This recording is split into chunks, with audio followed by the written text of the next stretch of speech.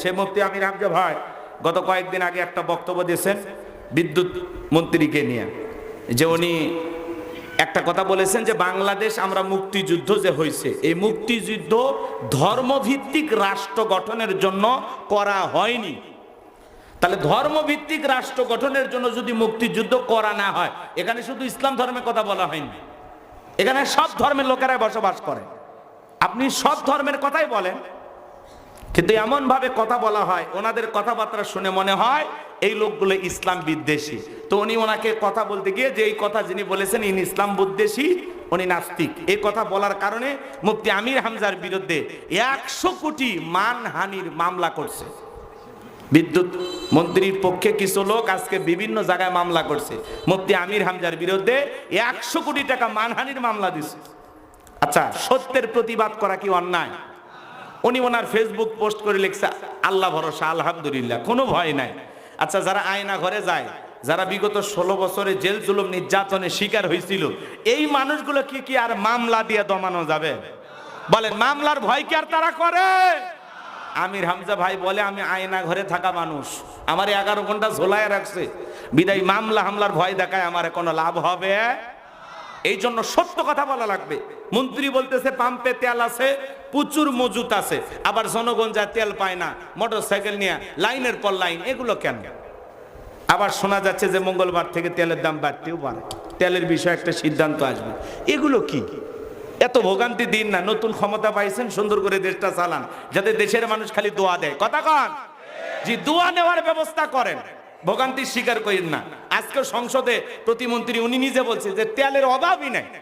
উনি যখনই বলছে তেলের অভাব নাই, পুরো সংসদের লোক হাসা শুরু করছে যে কয় কি তেলের অভাব নাই, তাহলে জনগণ এইভাবে যা পাম্পে সিরিয়াল দিয়ে আছে, রাগ করতেছেন?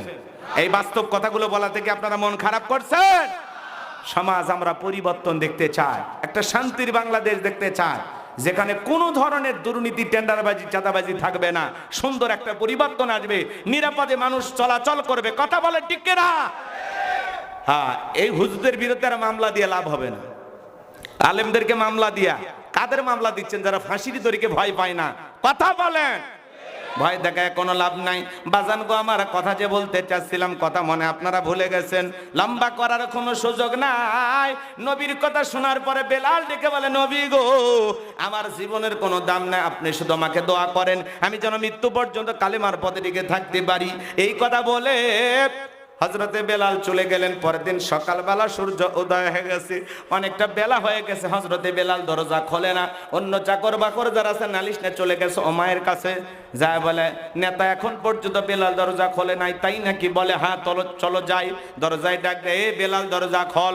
হযরতে বেলাল দরজা খোলে না, জোরে করে ধাক্কা মারছে, যখন দরজা খুইলা গেছে তখন এইবার ওমায়ে তাকায় দেখে যে এই রাত্রিতে বেলাল কালেমা পড়ে মুসলমান হয়েছে।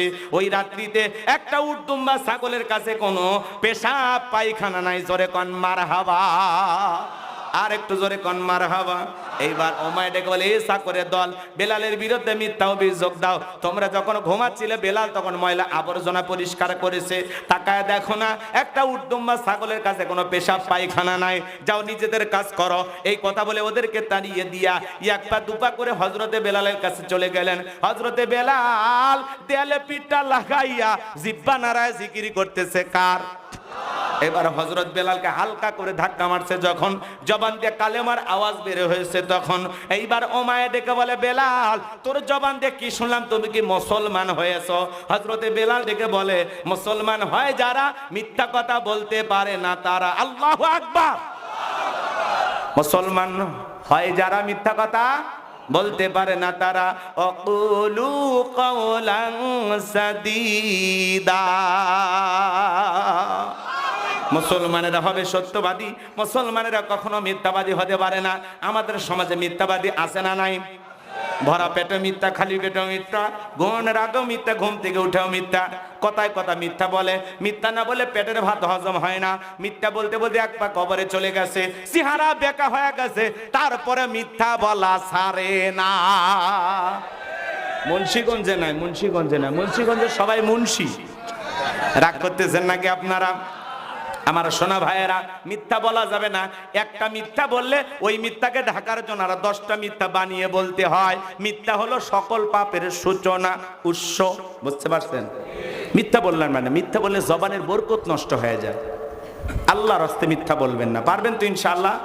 সত্য কথা বলবেন সব সময়। কি সত্য বলবেন? সত্যের জয় সব সময় হয়। কথা বলে ঠিক কিনা? মিথ্যা আপনাকে ধ্বংস করবে, মিথ্যা গন্ডগোল পাকাবে, মিথ্যা আপনাকে ঝামেলায় পেরেশানিতে ফেলে দিবে। কথাকে বুঝাইতে পারলাম? জবানটারে কন্ট্রোল রাখবেন তো ইনশাআল্লাহ? আমার ভাইয়েরা, এইবার ওমায়ে দেখে বলে, বেলাল তুমি যদি চাও উটতুম্বা ছাগলের মালিক দেব বানায় দিব, থাকার জন্য ভালো ঘরের ব্যবস্থা করে দেব। হযরতে বেলাল ডেকে বলে, হুমাইয়া দুনিয়ার কোন পার্থিব সম্পদের বিনিময়ে বেলাল তার ঈমান বিক্রি করবে না। বলুন আল্লাহু আকবার। এই কথা শোনার পরে ওমায় ডেকে বলে, বেলাল আমার কথা না আসলে বড় নেতা আবু জেহেলকে খবর দিব। হযরতে বেলাল ডেকে বলে, কোন বড় নেতা ছোট নেতা এখন কাউকে গোনার টাইম নাই। আমি দুনিয়ার কোন আবু জেহেলকে ভয় করি না, আমি ভয় করি আমার আল্লাহকে। আমার ভাইয়েরা, এইবার দৌড়ে চলে গেল আবু জেহেলের বাড়িতে।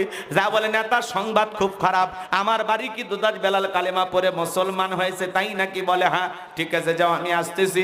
আবু জেহেলের কিছু সাঙ্গপাঙ্গ ক্যাডার মাস্তান ছিল, যাদের কাজই হলো ইসলাম আলাদের ওপর কালেমা পড়ে যারা মুসলমান হয় তাদের উপর নির্যাতন জুলুমের স্টিম রোলার চালানো।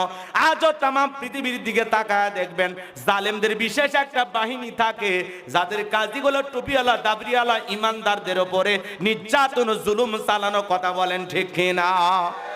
আমার ভাইয়েরা, এইবার বেলালের সামনে আবু জেহেল হাজির হয়ে গেল, সাঙ্গ পাঙ্গ ক্যাডার মাস্টার নিয়ে। ডাইকে বলে, বেলাল এই দিকে আয়। এ বেলাল এসব কি শুনছি, তুমি নাকি মুসলমান হয়েছ?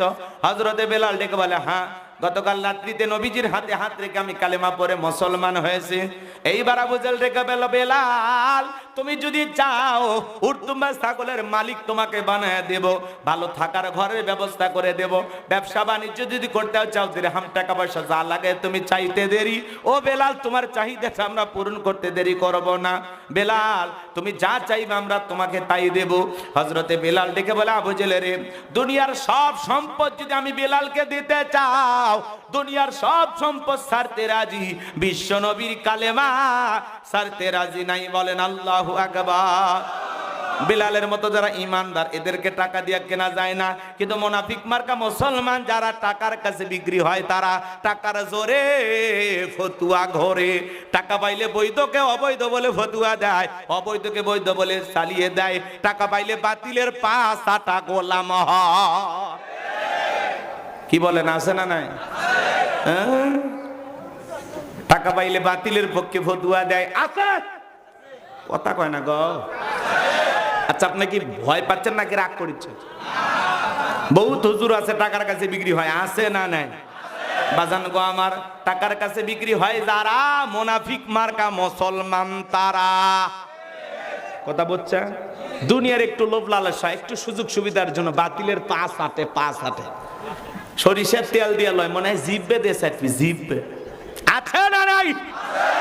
আমার ভাইয়েরা, আবু জেহেল এইবার ডেকে বলে, বেলাল এত বড় লোভনীয় প্রস্তাব দিলাম তুমি রাজি হইলা না। সোজা আঙ্গুলে ঘিউ না উঠলে আঙ্গুলে একটু বাঁকা করা লাগবে। এই কথা শোনার পরে হযরতে বেলাল ডেকে বলে, যতই ভয় দেখাও হুমকি ধমকি দেখাও কোনো কাজ হবে না। এইবার আবু জেহেল ডেকে বলে, যুবকের দল, বিলালকে চাবুক দিয়ে পিটানো শুরু করো। এইবার চাবুক দিয়ে পিটানো শুরু হলো। এরা যত জোরে চাবুক মারে বেলাল তত জোরে কালেমা পড়ে। আল্লাহু আকবার।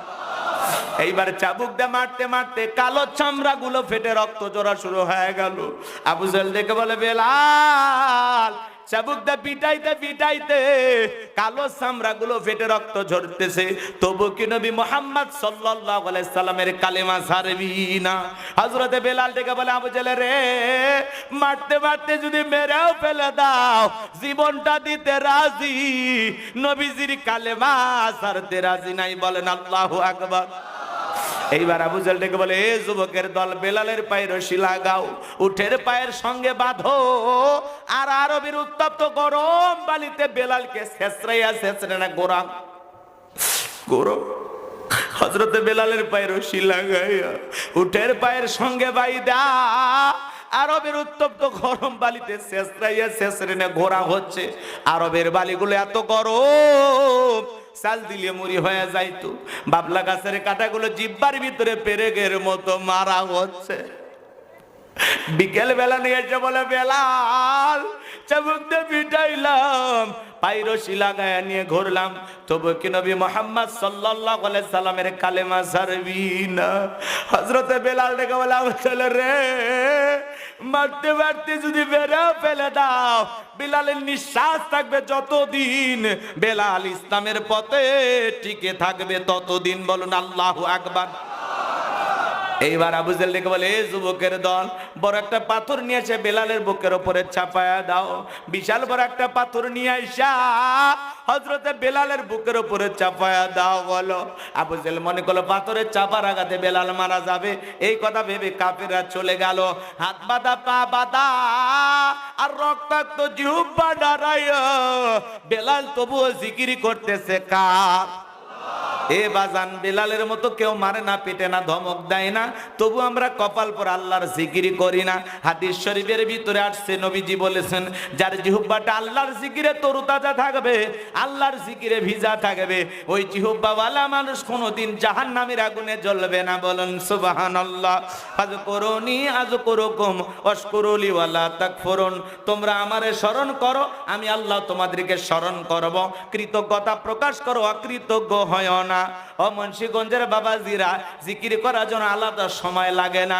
মাঠে কাজ করতে করতে আল্লাহর জিকির করা যায়, ব্যবসা বাণিজ্য করতে করতে আল্লাহর জিকির করা যায়, দোকানদারি করতে করতে আল্লাহর জিকির করা যায়, অফিস আদালতে বসে বসে আল্লাহর জিকির করা যায়, রিক্সা ভ্যান চালাতে চালাতে আল্লাহর জিকির করা যায়, রাস্তাতে হাঁটতে হাঁটতে আল্লাহর জিকির করা যায়। জিকির করার জন্য আলাদা সময়ের কোনো প্রয়োজন হয় না। সব সময় জবানে আল্লাহর জিকির চালু রাখবো তো ইনশাআল্লাহ। মা বোন যারা শুনতেছেন, মা